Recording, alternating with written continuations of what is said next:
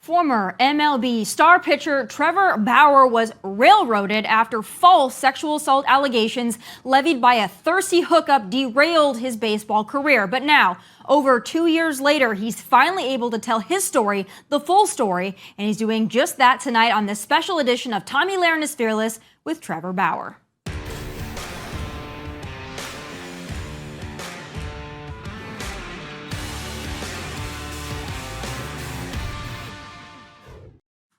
In February 2021, star pitcher Trevor Bauer signed a 3-year, $102 million deal with the LA Dodgers. He was at the top of his game and on top of the world.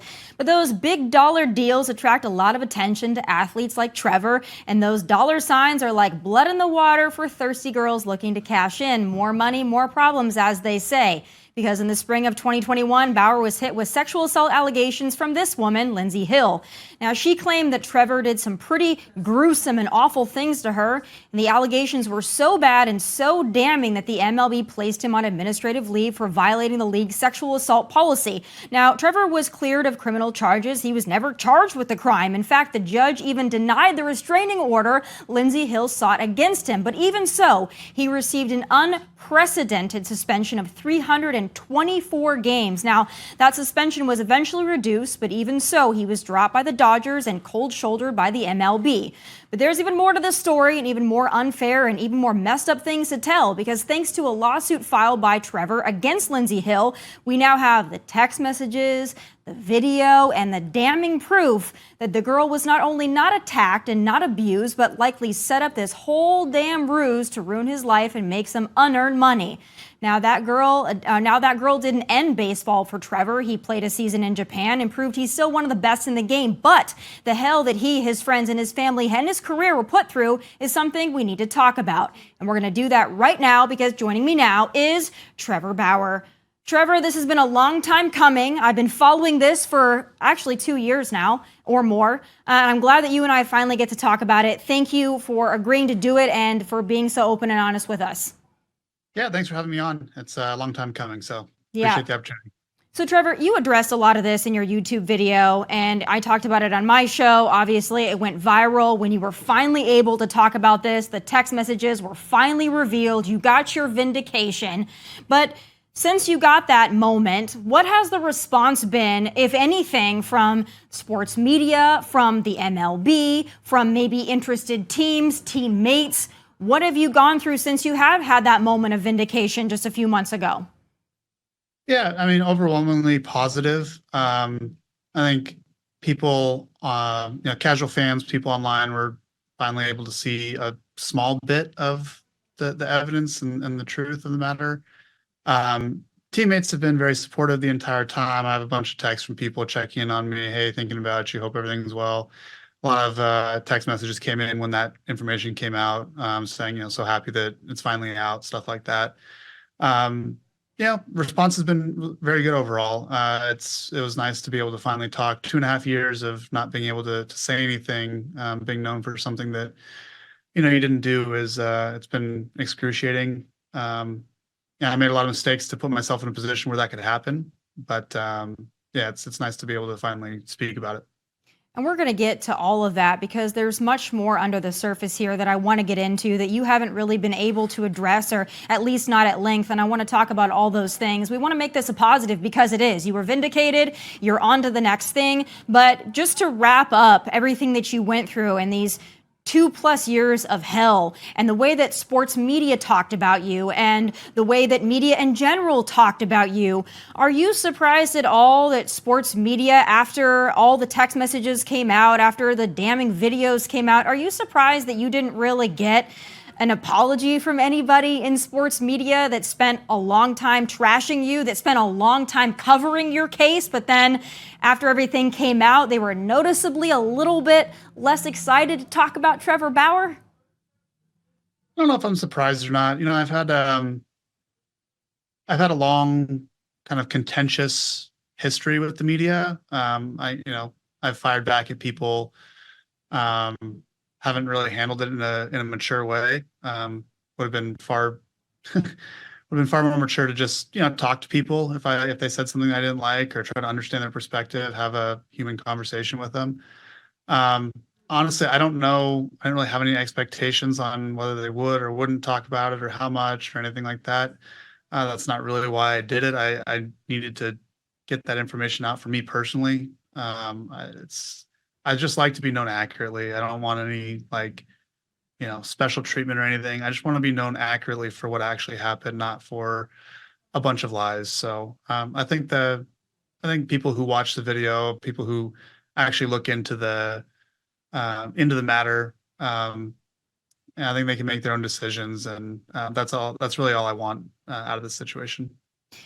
It's really frustrating, though. I know that you don't see yourself as a victim in all of this, and you don't have vengeance in your heart. I know that, and I think that's been expressed through your videos and the couple of interviews that you've done since. But it's got to be frustrating, and not just for you, but for other public figures, other athletes that have been accused of things that you didn't do. It's got to be frustrating to see the person on the other side of that, the accuser, not really go through the same public shaming, not really have to have any consequences levied against them. And Lindsey Hill's not the only one. There are several women, several people that have done this, that have cried wolf, and then they get to kind of walk away from it, and their lives probably not damaged the way yours has been damaged. Do you hold any resentment for that? And what do you wish would change as it pertains to the law or public perception when it comes to false accusations? I don't really hold any resentment. I found at times in the past I have, not just on this issue, on other issues. I haven't really found it's productive for me. I like to look towards the future and say, okay, let me evaluate what I did in this situation. What could I do better in the future, and try to make those changes and be better. Um, if you hold on to resentment, I've found that it just, life's not nearly as comfortable and not nearly as beneficial and productive as it could be. um, I view it kind of like poison. So I try to let that go as much as possible. I think, you know, there's a lot to discuss there on a societal scale. It's not really what I'm interested in doing. I have opinions on things. I'm just one person. I'm not really educated enough on the legal system as a whole, or the, justice system as a whole. Ultimately, what I want is to kind of be an example of what can happen when you aren't when you don't apply enough scrutiny to your personal life, when you act in an undisciplined way.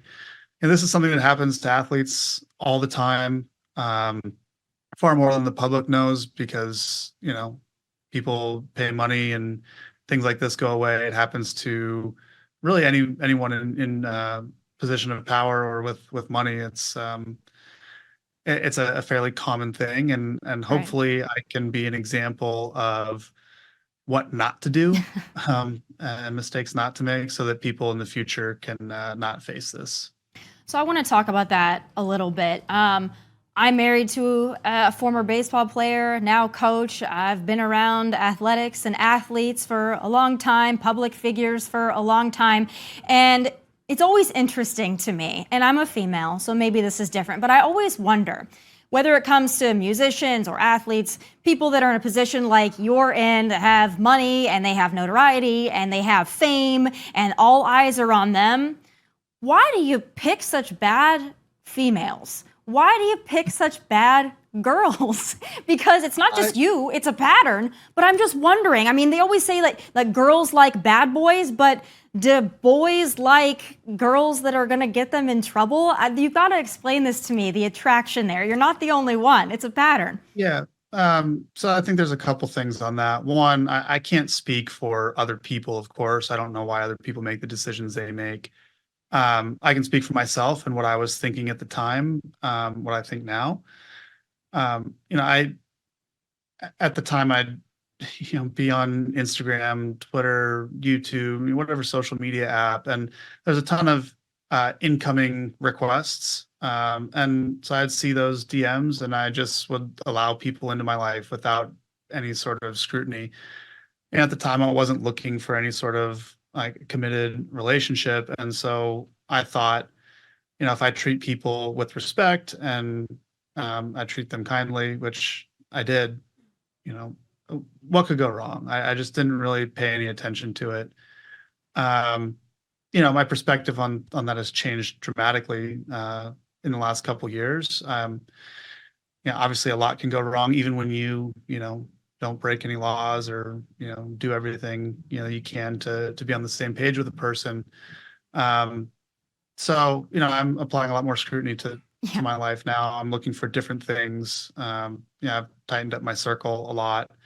Um, Looking for more people that add value to my life instead of just, something that I'm doing for a couple hours on a night and then kind of forget about. Um, it sounds really bad to say, but that's Yeah. kind of my mindset at the time, and my mindset on it now. I've stopped having like casual sexual relationships. I've stopped agreeing to engage in rough sex acts. Well, I would I'm hope so, very, Trevor. I would yeah, hope I would hope that you are essentially the Pope at this point. I'm sure you've learned a lot, but you have to tell me too, because I'm looking at these text messages, and at least it looks like a lot of this was premeditated. She's talking about getting your money, you being her next victim, her next target. Was there any point in your brief relationship, situationship with this girl that you felt like you were being set up? Could you see the signs there where you're like, this girl's in this for the wrong reasons, not just because she wants a casual hookup, but because she's looking for something a little more than that? no, I didn't see it, and I probably should have. Looking back on it, I'm like, oh, that was stupid to not recognize this or not recognize that. Um, but in the moment, I didn't see it. I wasn't paying attention to it, which is the biggest problem. Like I wasn't. I was naive in a lot of ways, and I didn't see I didn't see it for what it was. Yeah. Well, you're not the only one. In fact, I've had an ongoing conversation with somebody else that went through something very similar to what you have gone through, and that's Matt Ariza. He was booted from the Buffalo Bills after accusations came out. Again, same situation as yours. Wasn't charged, was completely cleared. He's now levying a lawsuit against his accuser. So there's a lot of similarities between your story and his story, and he refuses to back down because he wants his character restored, which is a lot of the same battle that you're fighting right now, is just the connotation that comes with Trevor Bauer. Same thing with Matt Ariza. He's younger than you, and his career now, he's fighting to get it back. What advice would you give people like Matt Ariza and other young athletes that are coming up through the pipeline? What would you tell them before maybe they cash in on a $100 million contract or have their face on a bobblehead? What advice would you give them starting out in this kind of career field? Oh man, I think limiting your downside risk is very important. I Something I didn't do. I looked only at, okay, how do I get better at baseball? How do I get better on the field? The better I get, more opportunity I get, the bigger I get, more money I can make, better, whatever. That was where my focus was 100%. And what you don't realize when you're young is, if you don't take care of uh, the outside, the parts of your life outside of on-field stuff that can, dramatically impact your abilities on the field. Um, but in a way as simple as like taking care of what you eat, that's very well known by athletes. They pay attention to that. But taking care of personal relationships, family relationships, taking care of the people that you talk to, friends, like there's all sorts of pitfalls that can be largely avoided if you're paying attention to those areas of your life and this with the same level of attention that you pay to on-field stuff. Right. How is it for you now trying to meet people, to date, possibly get into a relationship? I know you said that your outlook on this is completely different, but let's be honest, it's got to be difficult for you. It's got to be difficult for you because I'm sure it's hard for you to trust people. It's got to be difficult for you because a lot of people have this notion of who you are and your character, your bravado. What is it like for Trevor Bauer to date, and what is it like for people to date Trevor Bauer as it stands now in 2024? Yeah, I'm not really meeting anybody. I'm not really interested in that right now. It's just I have other things that I'm focused on. I would like to go back to work. I have a job. I run business. I run a business, so I have employees that I'm responsible for and things that we're trying to accomplish together. I'm trying to entertain baseball fans. Grow the game of baseball, stuff like that. So that's where my focus is 100%. I don't know. maybe I go back to dating at some point in the future, but not something I'm focused on right now. I have a lot of good friends, a lot of people that I'm close to that have been very supportive in this whole time, and I'm just kind of hanging out with them, and that's good enough for me right now. May I suggest having your female friends screen any future date that you may have? Already doing that. Already doing that. I know some of your female friends, and I think that they have very good heads on their shoulders. So I would highly advise you looking to them next time you meet somebody. So that's going to be interesting for you. But, the other day I watched your interview on America's Newsroom, of course, and I was so happy to see you do that. I was so happy that the Fox audience was able to hear your story and embrace it. But I was wondering, you mentioned something that I wanted to dig in a little deeper to because we have more time here. You mentioned some of the reason you lashed out at the MLB and the media kind of comes from your childhood. We know everything stems from our childhood, but you mentioned you were kind of bullied as a kid. That left you feeling really defensive. You always want to fight and you always want to kind of lash out or defend yourself in the media. Tell me about that in a little more detail and where that comes from. Yeah, I was a nerd as a kid. I still am. Obviously, was an athlete as well. So I didn't really fit in with the athletes because they saw me as a nerd. I didn't really fit in with the nerds because they saw me as an athlete. And I got bullied a lot. I was not really welcomed by the nerd group. The athlete group, bullied me. Teammates of mine in high school for just the way that I trained, the equipment that I use, all sorts of different stuff. Being smart was one of them. And when I was 17, I remember looking up. I woke up in the morning to go train before school, and I remember looking at myself in the mirror and saying, what is wrong with me? Why don't people like me? And made the decision at that point, like, look, as long as I can look at myself in the mirror and be proud of what I've done in the day, like that's going to be good enough for me. And if people don't like it, then that's fine with me. It gave me the confidence to start speaking up for myself, to when people would say something to me and put me down, to fire back and defend myself. And my life got a lot better. I started enjoying like being alive for the first time in a while. And I think I kind of carried that a little bit too far. I was very combative with people because they'd been very combative to me. And as time went along in my early 20s, mid 20s, late 20s, people got less and less combative with me, and I kind of stayed equally as combative towards them. And so I think I just I think my way of handling it, way of standing up for myself, that worked when I was 17 or 20, probably should have evolved quicker than it did. As I matured and grew up and saw the world differently, that portion of my life and habit pattern didn't really evolve in step with it. Something that I'm, a little bit embarrassed about and would like to do better in the future. Something I'm, working on trying to repair now. But to give some concrete examples, like when people on Twitter would say something, like there's no need to respond back to every negative comment. Or if I did, just reach out to the person and like have a conversation.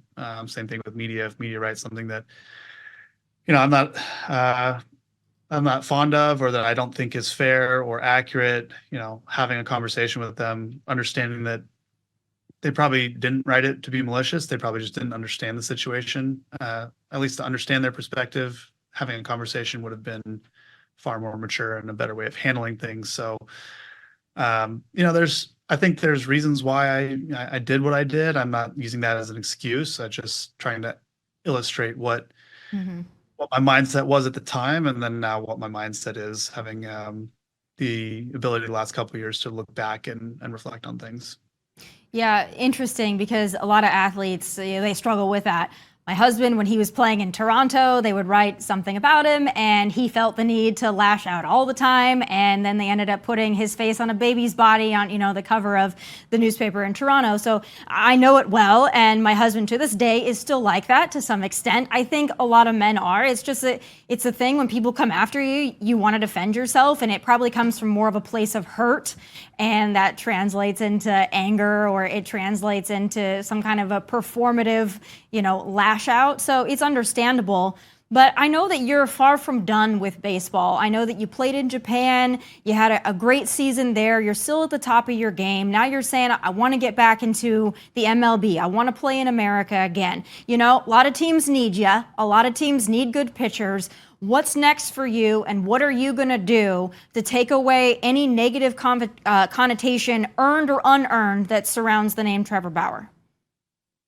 That's a good question. I think that the only thing I can do is answer the questions and address the issues that people have head on. It's something that I've wanted to do for a long time. Happy to finally be able to actually speak and talk about things. I'm not shying away from questions. I'm not shying away from the topic. I'm not trying to bury it. Ultimately, I want to be an example for kids, other athletes, high school, college, whatever it may be, on a couple things. One, learn from my mistakes so you don't make the same ones. And then two, like, people can make mistakes and learn and grow. You don't always have to be seen as the same person you were when you were 20 or 25 or, 3 years ago, 5 years ago. So I think the best way to go about doing that is just to have the tough conversations. It's something I want to do, wanted to do for 2.5 years. So anyone who has a question, happy to answer it. And also, look, I do a lot already on fan engagement, community engagement. It's been difficult the last couple of years because being associated with me hasn't really been good for charities. I haven't wanted to give, negative press to those organizations. But before the allegations came out, I was very active in charities, specifically surrounding STEM and trying to make it cool for kids to be smart, because that's kind of my story. So being involved in the community, whether it's through my social media content, YouTube content, or appearances, or stuff like that, signing autographs for kids at games. Those are all things that I enjoy doing, and I hope to get a chance to do again as part of a major league season. But yeah, happy to answer all the questions out there and have any conversations needed. Trevor, did I miss anything in your story? Anything that you want to take an opportunity to clear up, or anything that you want to say to future teams, to the media, to friends and family? Anything left on the table that you'd like to kind of put a bow on as we kind of finish up the interview? I've spent 2.5 years going over every single little detail ad nauseum. There's a lot of things that the public doesn't know that it would be nice if the public did know, but honestly, I'm exhausted talking about it. And really where I'm at is just, like, I'm one of the best pitchers in the world. I want to play Major League Baseball. I have a lot to offer the game and the industry. I have a lot to offer teammates, fan bases, stuff like that. I realize that there's significant issues in signing me from a public relations standpoint. People have a lot of questions, valid questions, things that need to be answered and talked about. Ultimately, I'm just looking for a second chance. I just want to go back to doing my job and prove that I can do the second half of my career better than the first. And hopefully at some point over a long enough time horizon, people will see me accurately. That's all I really want, is to be seen accurately. The good, the bad, the indifferent. It's just painful when you're seen for something that you didn't do, and you are given a label that doesn't align with who you are as a person. So hopeful that will turn around in the future. I think there's a lot of layers to Trevor Bauer that people don't see often because of the headlines and just because of the connotation. Even before this whole scandal, I mean, people just see you with $100 million contract and they think you're a baseball star, but there's a lot more under the surface there. And I think you have a lot to offer, not only the game, but you mentioned to young people who don't really know where they belong. I think that your story is actually really inspiring, and I hope that more people are aware of that, can understand that. And I'm looking forward to your second half in baseball. As a baseball fan, I'd love to see you. I can name a few teams that I'd love to see you play for. So we're rooting for you. We're in your corner, and thank you for taking the time. I've been working on this for a while, so I'm glad that the day has finally come, and thanks so much, Trevor. Yeah, no, thank you for having me. I appreciate it, and hope that I'm back on the field soon. God bless, and we'll talk to you soon, Trevor. Thank you again. Thank you.